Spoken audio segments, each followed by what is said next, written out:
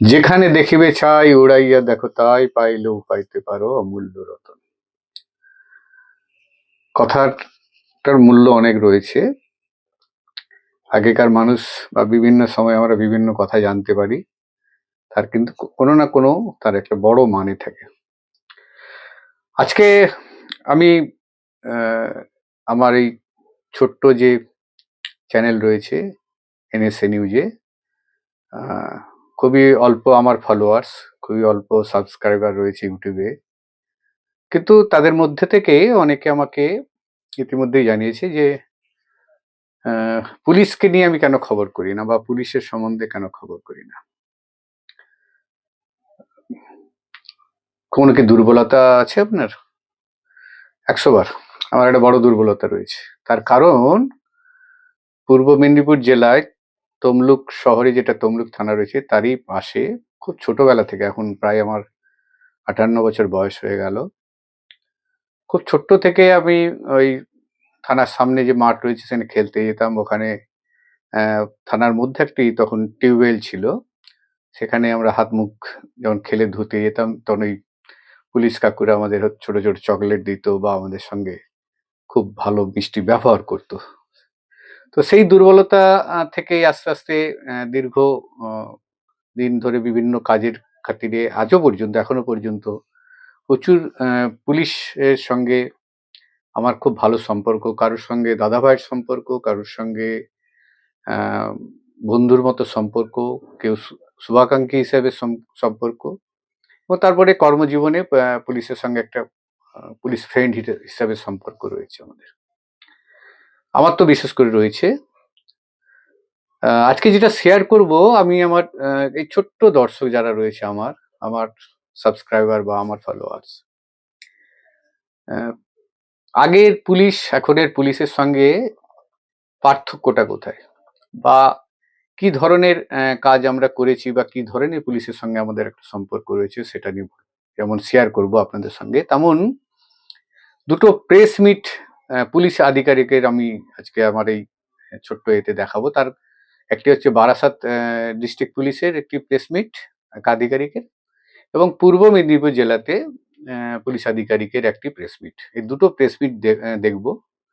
তার সঙ্গে ছোট করে পুলিশের সঙ্গে আমার কাজের খাতিরে কি কি ধরনের সম্পর্ক তৈরি হয়েছে, কোথায় আমরা খবর না করেও পুলিশকে সাহায্য করেছি, কোথাও যাতে করে খবর না হয় বা বড় ধরনের ল অ্যান্ড অর্ডার না হয়, বা কমিউনাল বা কোনো রকম সাম্প্রদায়িক সম্প্রীতি নষ্ট হোক এমন কোনো খবর আমরা কিভাবে খবর না করেও আমরা সম্পর্ক সমাজকে বজায় রেখেছি, সেগুলো আজকে একটু শেয়ার করবো। আগে একটু আমি পুলিশের দুই আধিকারিক, বারাসাত ডিস্ট্রিক্ট পুলিশের একটা সাফল্য আর পূর্ব মেদিনীপুর জেলার পুলিশের সাফল্য পাওয়ার এক ধরনের আবেদনই বলা যেতে পারে সাধারণ মানুষের উদ্দেশ্যে। সেই দুটো আগে একটু আমরা দেখে নিই, তারপর কথা বলছি আপনাদের সঙ্গে, আমার ছোট্ট অডিয়েন্সের সঙ্গে। এজেন্ডা সেটা হচ্ছে গিয়ে একটা আন্তঃরাজ্য একটা আমরা চাইল্ড ট্রাফিকিং র্যাকেট, এটা আমরা শাসন থানার পক্ষ থেকে আজকে আমরা এটা খানিকটা পর্দাফাশ করার জন্য আজকে এই প্রেস কনফারেন্স। বেসিক্যালি গত 26শে জানুয়ারি আমাদের কাছে একটি কমপ্লেন পড়ে, একটি বাচ্চা মেয়ে, একদম ছোট মেয়ে, 14 মাস বয়স, তার মায়ের বিরুদ্ধেই অভিযোগ ওঠে যে মা নাকি বাচ্চাকে বিক্রি করে দিয়েছে। কমপ্লেনটা আমাদের যিনি সিডিপিও আছেন, child development and protection officer, ওনার কাছ থেকে আসে। আমরা ইমিডিয়েটলি কেস স্টার্ট করি। কেস স্টার্ট করার পরে প্রথম মাকে জিজ্ঞাসাবাদ করে আমরা তার বাবার কাছে অবধি পৌঁছাই এবং জানতে পারি যে এই মা এবং বাবা দুজনে মিলে সোনালী সাহা এলিয়াস জসমিনা বিবি, একজন দালাল, এনার মাধ্যমে অন্ধ্রপ্রদেশে বাচ্চাটিকে পাচার করে দিয়েছে। আমরা ইমিডিয়েটলি অ্যারেস্ট করি 3 জনকে এবং একটা নতুন স্পেশাল পুলিশ টিম তৈরি করা হয় আমাদের। সেখানে যেমন আইসি শাসন যেমন ছিল, তেমনি সিনিয়র অফিসাররা প্রত্যেকেই ছিলেন, প্রত্যেকেই জানতেন। এবং তারপরে আমরা প্রথম অন্ধ্রপ্রদেশের গুন্টুরে যাই। গুন্টুরে গিয়ে আমাদের টিম রেড করে। রেড করার পরে ওখান থেকে শিবা নায়ক বলে একজন সেকেন্ড মানে মিডলম্যান, একে আমরা অ্যারেস্ট করি। এবং এরপরে আমরা দেখতে পাই বেশ কয়েক হাত ঘুরেছে বাচ্চাটা। ঘোরার পরে আমরা সেখান থেকে আমরা যাই হচ্ছে গিয়ে নালগোন্ডা, তেলেঙ্গানাতে গিয়ে সেখানে আমরা পি ইলাইহা নামক একজন পার্সনের কাছ থেকে বাচ্চাটাকে পাই। উনি যখন পেয়েছিলেন বাচ্চাটিকে, উনি প্রায় 3 লাখ টাকা দিয়ে বাচ্চাটিকে বিভিন্ন হাত ঘুরে উনি নিয়েছিলেন। আমরা বাচ্চাটাকে ওর অ্যাবসলিউট পজিশন থেকে আমরা রিকভারি করি, আমাদের টিম রিকভারি করে, এবং এই শিবা নায়ক এবং পি ইলাইয়া দুজনেই অ্যারেস্ট হয়। তো এটা আমরা একটা বুঝতে পারছি যে যারা একটু দরিদ্র মানুষ যারা আছেন, তাদের কাছে এরা বিভিন্নভাবে অ্যাপ্রোচ করে, যে যারা এই পাচার চক্র যারা কাজ করে, তারা যার আন্তঃরাজ্য যেখানে ছোট বাচ্চার ডিমান্ড রয়েছে, কেউ বাচ্চা দত্তক নিতে চান, তাদের কাছে একটা মোটা টাকার বিনিময়ে এরা বিক্রি করে দিচ্ছে। এবং আমরা আরও কিছু লিড আমাদের কাছে আছে, আমরা সেগুলোকেও ডেফিনেটলি সেই লিডগুলোকে আমরা কাজে লাগাবো, এবং আমরা পরবর্তীকালে এই চক্রটাকে আরও বেশি করে যাতে আমরা ঘিরতে পারি এবং আমরা তাদেরকে অ্যারেস্ট করতে পারি, সেই দিকে আমরা নজর দেবো। এখন অবধি ইনভেস্টিগেশন যা হয়েছে তাতে আমাদের টিম অত্যন্ত ভালো কাজ করেছে, বারাসাত পুলিশ জেলার টিম অত্যন্ত ভালো কাজ করেছে, এবং প্রত্যেকে অত্যন্ত প্রফেশনালি কাজ করে এই টিমের টোটাল এখন অবধি 5 জন অ্যারেস্ট হয়েছে এবং বাচ্চাটি রিকভার হয়েছে। আচ্ছা, আমাদের পূর্ব মেদিনীপুর জেলা পুলিশের তরফ থেকে আমরা আমাদের যে হেল্পলাইন নাম্বারটাকে সেটাকে ডেডিকেট করছি আগামী কয়েকদিনের জন্য বিশেষত।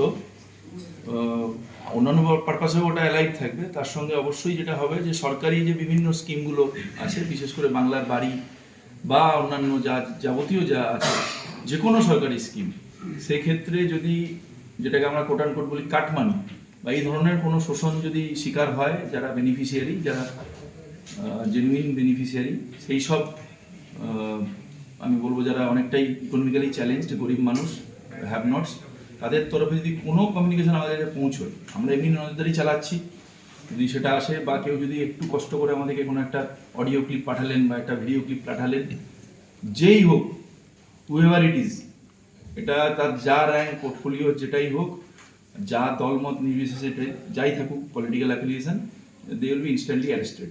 আমরা দরকার হলে সুমোটো কেস করে অ্যারেস্ট করে দেবো। All we need is some information and some ব্যাকআপের জন্য একটু এভিডেন্স, সেটাই বলার ছিল। ধন্যবাদ। 7047989800 আমাদের ডাউন দ্য লাইন সমস্ত এসডিপিওস এবং ওসিআইসি সবাই এইভাবেই ব্রিফড আছে।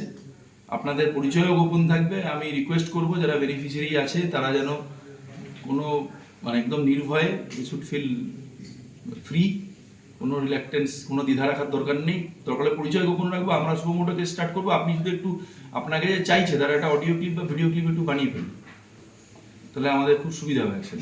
আর যদি আপনি এসে কমপ্লেন করেন, তারপরে তো ডেফিনেটলি আমরা যা লিগ্যাল অ্যাকশন আছে। আমি যে পেশাতে রয়েছি, সাংবাদিকতা, অনেকে আমাদের পেশাটাকে বিভিন্ন নামে ডাকে, কেউ দালাল, কেউ গদি মিডিয়া, কেউ কেউ আবার বলে আমাদের পেশাটা একেবারে হিমঘরে চলে গেছে, হিমঘরে পৌঁছে গেছে। ঠিকই, হিমঘরে পৌঁছে যাওয়ার মতোই বিষয়। কেননা খবর যদি আমরা সত্যি সত্যি সব খবর তুলে ধরি, যারা বলছে আজকে তাদের আমাদের পেশা হিমঘরে চলে গেছে, তাদের স্বাভাবিক জীবনযাপনে অনেক অসুবিধা হয়ে যাবে। কেন তারা তাদের চলার যে পথ, এই চলার পথটা ঠিক নয়। বৈধতা অবৈধতা, এই দুটো ভাষা আছে, সেই অবৈধতেই বেশি জড়িয়ে পড়বে অনেকেই। তো হিমঘরেই থাকা ভালো আমাদের পেশা।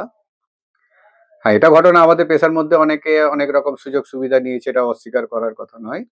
কেউ কেউ ব্যক্তিগত স্বার্থ নিয়েছে, কেউ কেউ একটা টিফিন প্যাকেটের জন্য খবর করতে চলে যায়, কেউ অল্প তেল খরচে চলে যায়, কেউ কেউ ইয়েলো জার্নালিজম বলে বা হলুদ সাংবাদিকতা বলে।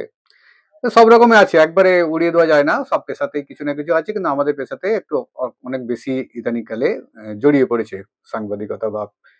তো তার মধ্যে থেকে যারা যারা এখনো পর্যন্ত লড়াই চালিয়ে যাচ্ছে যে সমস্ত সাংবাদিকরা সততার সঙ্গে, তাদেরকে কিন্তু সহজে কেউ কোনো ভয় দেখিয়ে বা অপমানজনক কথা বলে দমিয়ে দিতে পারবে না। সুযোগ সময় আসলেই আমরা কিন্তু সেই খবরটাকে তুলে ধরব। তাছাড়া ইদানিংকালে আমরা দেখছি পুলিশ ডিপার্টমেন্টে আমার প্রচুর সম্পর্ক, অনেক দিনের, দীর্ঘ 35-40 বছরের সম্পর্ক, তো তাই সম্পর্ক বলে শেষ করতে পারবো না, কিন্তু কিছু কিছু ঘটনা আপনাদের সঙ্গে আমি শেয়ার করতে পারবো। যেমন ময়নাতে এক আধিকারিক ছিলেন থানায়, তিনি এখন এই মুহূর্তে মুর্শিদাবাদে পোস্টিং হয়েছেন, অনেক উঁচু অফিসার হিসাবে চলে গেছেন এখান থেকে।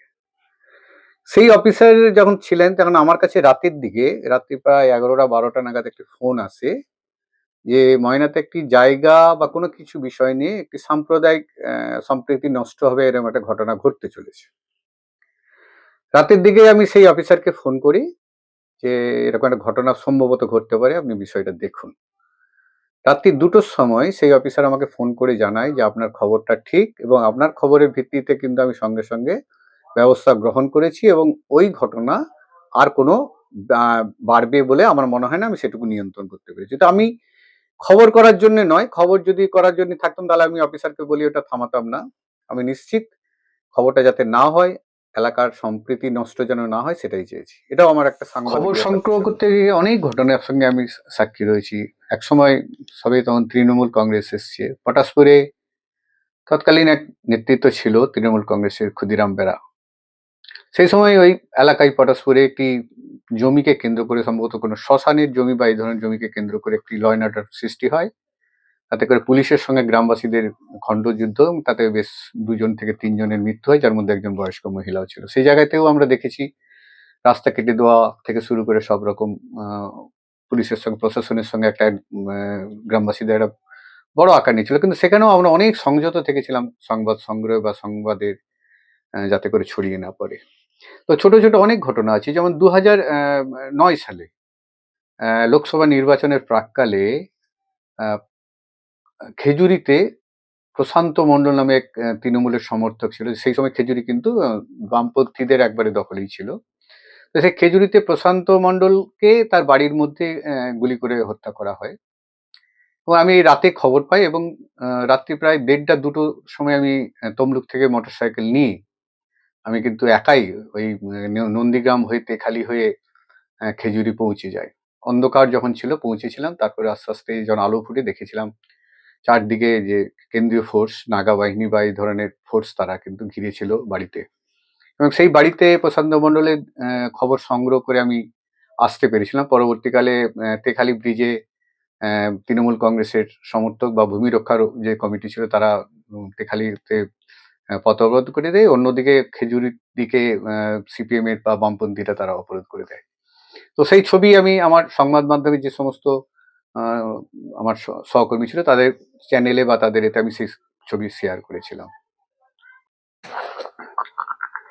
এই মুহূর্তে কোনো পেশা, এই মুহূর্তে কোনো পেশায় কেউ বুকে হাত দিয়ে বলবে না একবারে সবই সততার সঙ্গে বা নিয়ম শৃঙ্খলা মেনে সব কাজই হচ্ছে। সব পেশাতেই এখন কিন্তু একটা অপবাদ বা বদনাম পৌঁছে গেছে। এমন কোনো পেশা এই মুহূর্তে নেই যেখানে কেউ মাথা উঁচু করে বলবে যে এই পেশাতে এখনো পর্যন্ত কোনো অবৈধ ঘটনা ঘটেনি বা কোনো অভিযোগ হয়নি। তো অপমান অনেক জায়গায় অনেককে আমাদের সইতে হয়, অনেক অপমান যারা একটু সৎ এবং সততার সঙ্গে কাজ করে তাদের কিন্তু অনেক জিনিস সহ্য করতে হয়, ধৈর্য ক্ষমতাও রাখতে হয়। এখন পর্যন্ত আমার কাছে যেটুকু খবর, যে আমাদের এই পেশাকে যারা হিমঘরে চলে গেছে বলছে, বা ইয়েলো জার্নালিজম বলছে, বা বিভিন্ন গদি মিডিয়া, দালাল মিডিয়া, তো তার মধ্যে হয়তো কিঞ্চিত এখনো অনেকে আছে, হয়তো সংখ্যায় খুবই কম, তারা কিন্তু লড়াই চালিয়ে যাচ্ছে এই পেশাটাকে রক্ষা করতে, সাংবাদিকতাকে রক্ষা করতে। কেউ কেউ ভয় দেখিয়ে, হুইপ দেখিয়ে, চমকে ধমকে এই পেশাকে খারাপ করার চেষ্টা করছে, বা ইদানিংকালে বেসরকারি বিভিন্ন সংস্থা এসে যাওয়ার ফলে একটা সাংবাদিক বা সংবাদ মাধ্যমকে নিয়ন্ত্রণ করার চেষ্টা করছে। তো অনেক আদি পেশা সংবাদ মাধ্যম, এবং এই পেশাকে অনেক তাদের ঝড় বয়ে গেছে, এরকম ঘটনা ঘটেছে।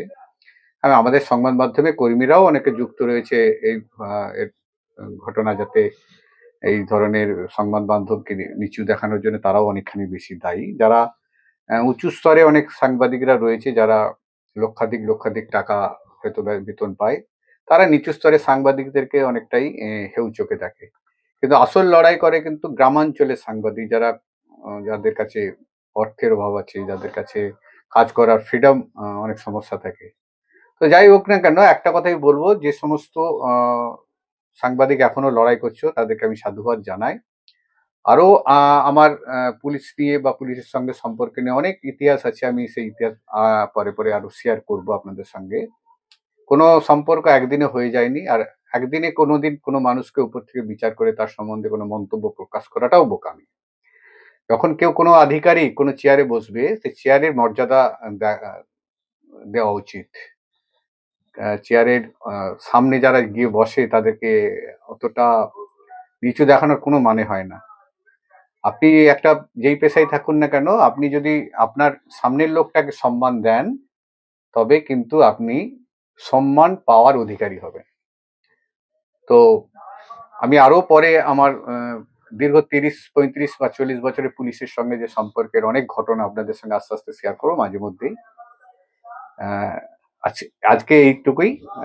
এনএসি নিউজে থাকার জন্য অনেক ধন্যবাদ। আমার ছোট্ট দর্শকদের উদ্দেশ্যে বলি, আমার এই ছোট্ট চ্যানেলকে আপনারা সাবস্ক্রাইব করুন, ফলো করুন, এবং যাতে করে আমার আরো বন্ধুর সংখ্যা বাড়ে সেই দিকটা লক্ষ্য রাখুন।